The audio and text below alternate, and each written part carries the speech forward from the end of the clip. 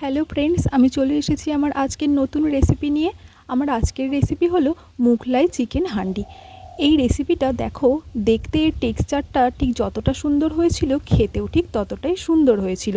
এই রেসিপিটা আমি কিভাবে বানিয়েছি চলো দেখে নেওয়া যাক। প্রথমে একটা কড়াইতে আমি 2 চামচ রিফাইন্ড অয়েল নিয়ে নিয়েছি। আজকের পুরো রান্নাটি আমি রিফাইন্ড অয়েলে করব।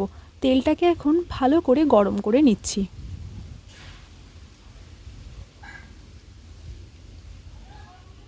তেল ভালো মতো গরম হয়ে গেছে। এখন আমি পেঁয়াজ বাটাটা তেলের মধ্যে দিয়ে দিলাম। এখানে আমি 2টো মিডিয়াম সাইজের পেঁয়াজকে মিক্সিতে বেটে রেখেছিলাম। পেঁয়াজটিকে এখন 2 মিনিট ধরে ভালো করে নাড়িয়ে চাড়িয়ে ভেজে নেব। এই যে এই অবস্থায় পেঁয়াজটা আমার ভালো মতো ভাজা হয়ে গেছে। এখন আমি 1 চামচ আদা বাটা আর 1 চামচের থেকে একটু বেশি রসুন বাটা আমি কড়াইতে দিয়ে দিলাম। আদা আর রসুনটাকেও একইভাবে নাড়িয়ে চাড়িয়ে ভালো করে ভেজে নিতে হবে, যাতে আদা রসুনের কাঁচা গন্ধ না থাকে। আর পুরো কাজটাই আমাকে গ্যাসের মিডিয়াম ফ্লেমে করতে হবে। আদা রসুনটা আমার ভালো মতো ভাজা হয়ে গেছে। এখন আমি আগে থেকে ম্যারিনেট করে রাখা চিকেনটা কড়াইতে দিয়ে দিলাম। এই চিকেনটা আমার নুন আর গোলমরিচ গুঁড়ো মাখিয়ে প্রায় আধ ঘন্টা ধরে ম্যারিনেট করে রাখা ছিল। এখন চিকেনটা কড়াইতে দিয়ে মশলার সাথে ভালোভাবে মিশিয়ে আমি ভেজে নিচ্ছি।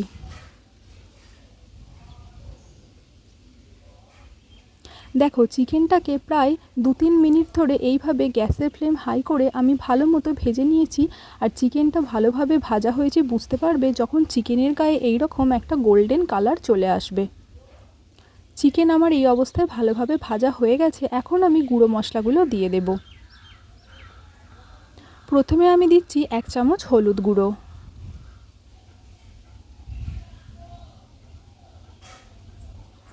আর দিচ্ছি 1 চামচ লাল লঙ্কার গুঁড়ো,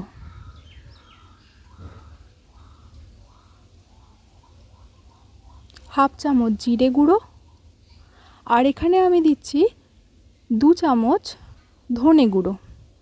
এই যে দেখো, ধনে গুঁড়োটা আমি সবসময়ই জিরে গুঁড়োর থেকে বেশি পরিমাণে দিয়ে থাকি মাংস রান্নার ক্ষেত্রে। সব গুঁড়ো মশলাগুলো আমি দিয়ে দিলাম।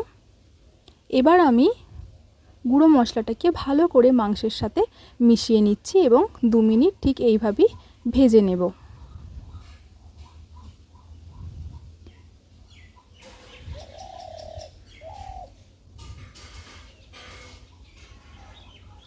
প্রায় 2 মিনিট ধরে নাড়িয়ে চাড়িয়ে আমি এইভাবে মশলাটাকে মাংসের সাথে ভেজে নিয়েছি।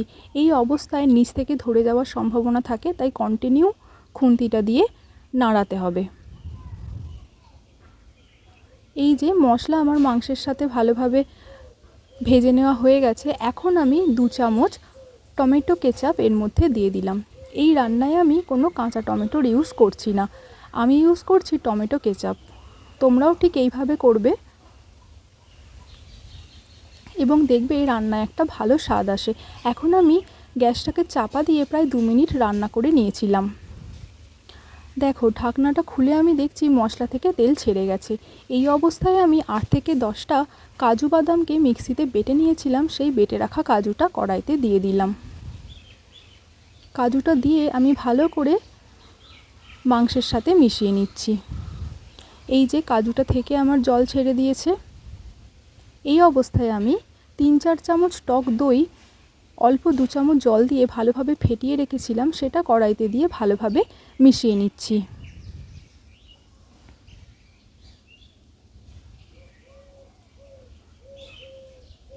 এখন টক দই আর কাজু বাদাম বাটাটা দিয়ে আমি প্রায় 5-6 মিনিট ধরে ভালো করে মেশানোর পরে এখন উপর থেকে অল্প পরিমাণে ফ্রেশ ক্রিম দিয়ে দিচ্ছি। এটা সম্পূর্ণই অপশনাল, না থাকলে তোমরা ইউজ নাও করতে পারো।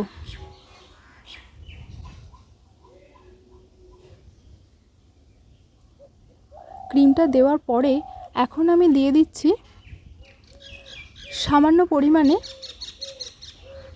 গরম মশলা। এখানে আমি শাহি গরম মশলা ইউজ করছি, তোমরা যে কোনো পরিমাণ গরম মশলা ব্যবহার করতে পারো।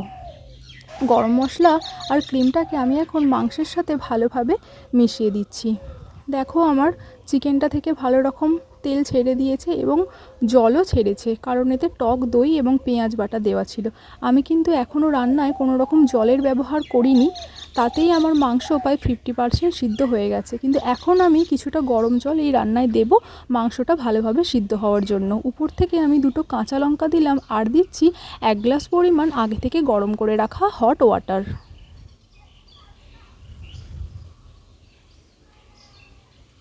ভালোভাবে মিশিয়ে নিচ্ছি।